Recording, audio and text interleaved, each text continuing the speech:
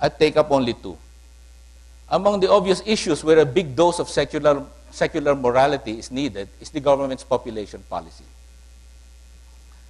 The results of the 2007 census have recently been reported. And they show that the country's population growth rate has fallen from 2.34%, in the graph, the bars are the Philippines, from 2.34% annually in 2007 to 2.04% between 2007 and 2000. This has been duly trumpeted as, quote, the lowest population growth rate in Philippine history. What is left unsaid is the fact that this is actually one of the highest in the region, except for severely underpopulated countries like Laos and Cambodia, and that the country is now the second most populous country in the region after Indonesia. My colleague, Professor Ernesto Pernia, who is here now, points out that if the Philippines' growth rate in population had merely decelerated, as you can see in the graph, as rapidly as Thailand's did, from 3%, we were about the same in 1970, Thailand is now only 0.9%, then the Philippines would have had a population of only 66.5 million, rather than the current 90 million. If that had happened, according to Professor Pernia, the Philippine annual rice consumption today would only be about 13 million metric tons instead of 18 million. With 16 million metric tons of domestic production annually, the Philippines would have been a net exporter of 3 million metric tons of rice, and not the world's biggest rice importer of over 2 million metric tons.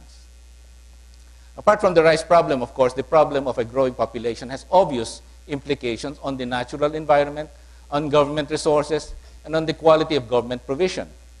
Moreover, both official and private opinion surveys show that people favor limited family sizes, with an average of 1 unplanned pregnancy for each married woman, as well as the finding that they would use modern artificial contraceptives if these were more widely available.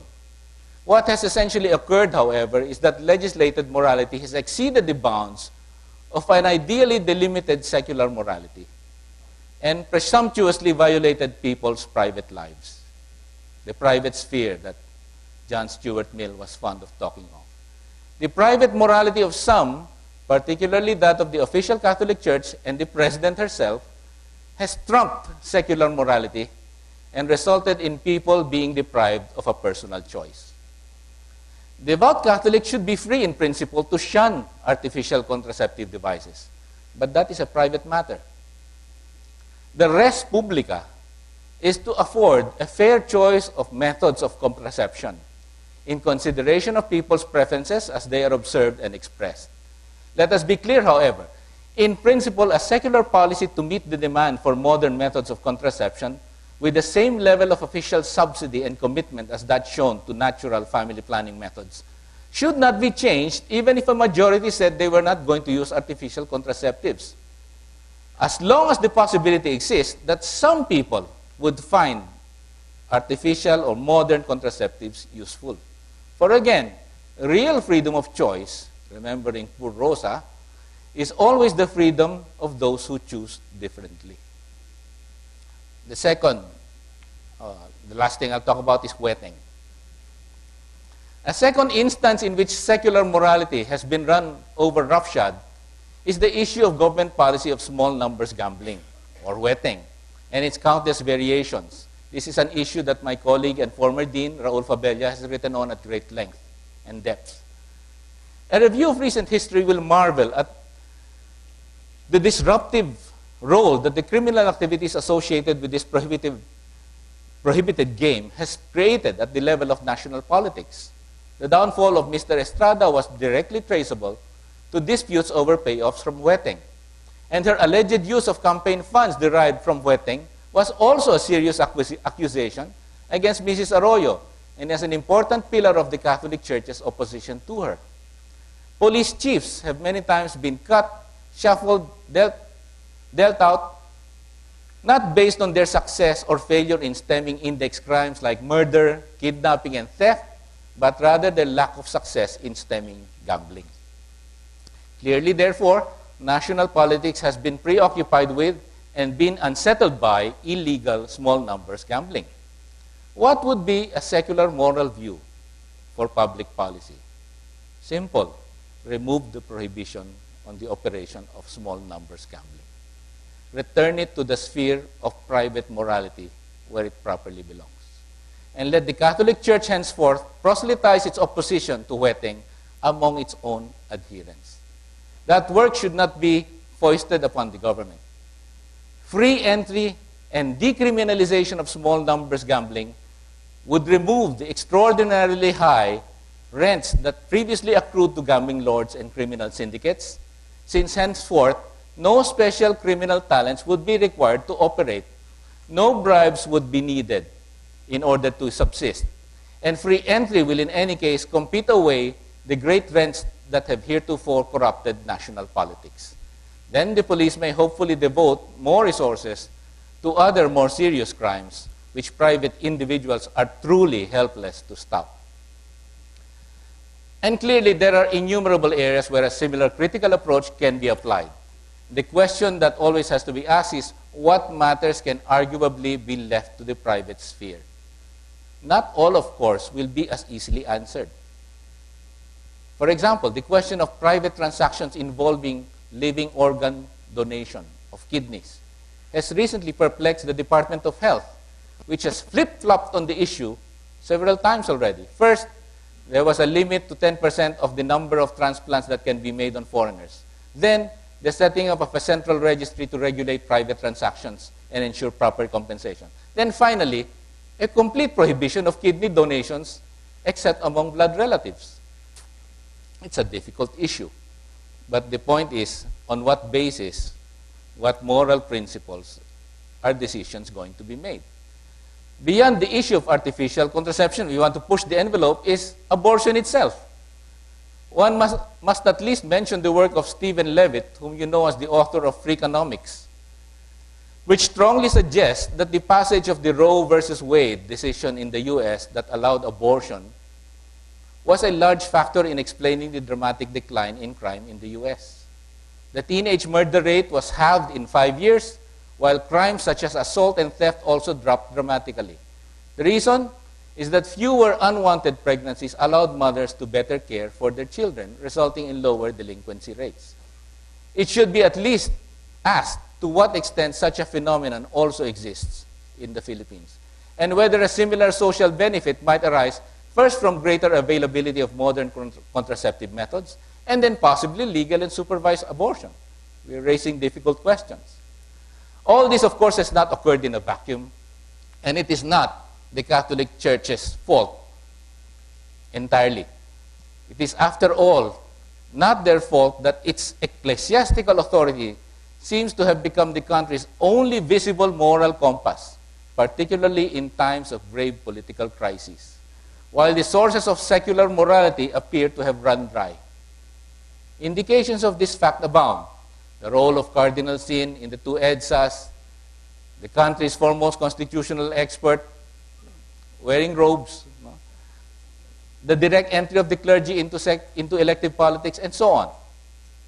As a result, we must wonder out aloud today whether and to what extent the university has continued in the spirit of bold inquiry that was expected of it, or has it become sanctimonious, or has it failed in its intellectual, no, its moral task in constructing and defending a secular public morality. Thank you.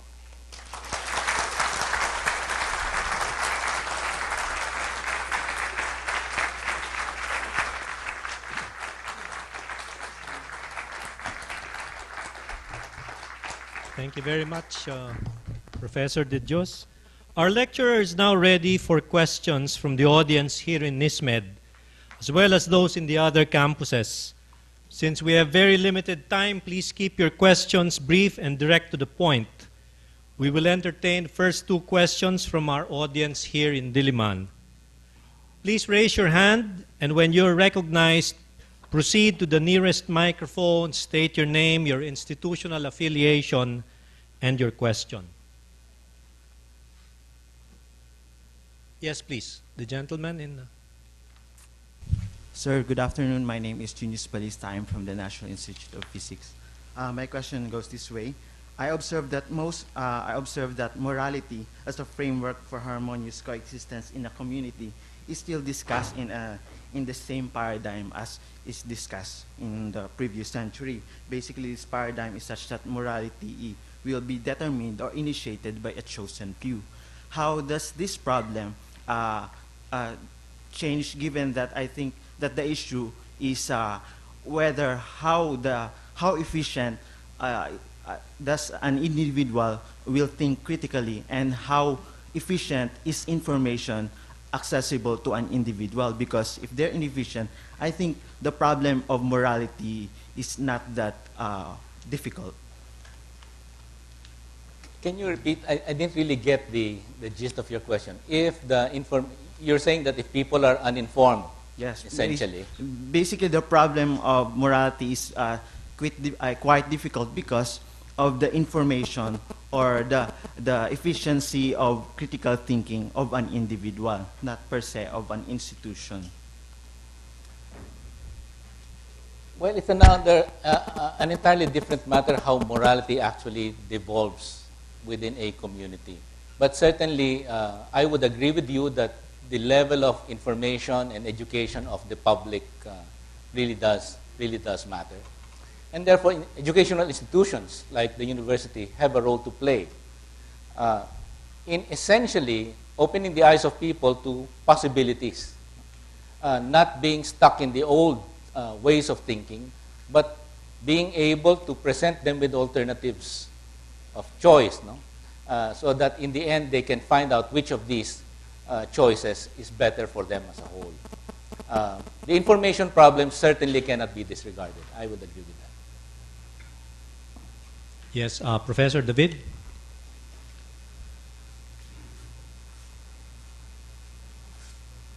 First of all, I'm very happy to see economists straying into the field of sociology.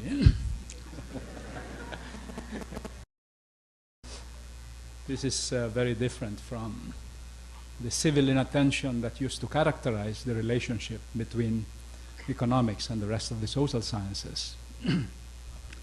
But I was wondering, Noel, beyond the promotion of the freedom of speech, of thought, and of inquiry, should a modern university at all concern itself with prescribing or promoting any form of morality, whether religious or secular? My own thinking of that, regarding that, Randy, is that we play mostly an exploratory and expository role. I don't think the university itself ought to have an official morality. It's really the constant re-examination of what is already out there that is the proper role for the university. In the cases that I mentioned, let's say the population problem, the living organ donor problem, I think the university could play a very big role in clarifying the issues involved in all of this. And I still find that missing somehow. I know we have a bioethics program,